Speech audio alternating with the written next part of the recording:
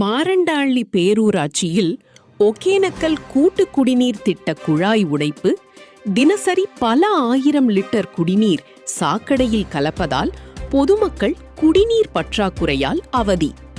தர்மபுரி மாவட்டம் மாரண்டாள்ளி பேரூராட்சியில் சுமார் 3000த்திற்கும் மேற்பட்ட குடும்பங்கள் வசித்து வருகின்றனர்.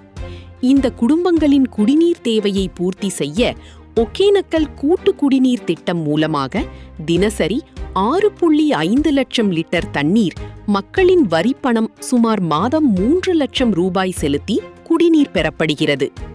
மாரண்டாள்ளியிலிருந்து பஞ்சப்பள்ளி செல்லும் சாலையின் ஓரம் அமைந்துள்ள குடிநீர் குழாய் உடைந்து பல நாட்களாக குடிநீர் சாக்கடையில் கலந்து வீணாகி வருகிறது. உடைந்த குடிநீர் குழாயை பேரூராட்சி நிர்வாகம் சரி செய்யாமல் அலட்சியம் காட்டி வருகிறது. இதனால் பொதுமக்களுக்கு வழங்க வேண்டிய தினசரி குடிநீருக்கு பற்றாக்குறை ஏற்பட்டுள்ளது.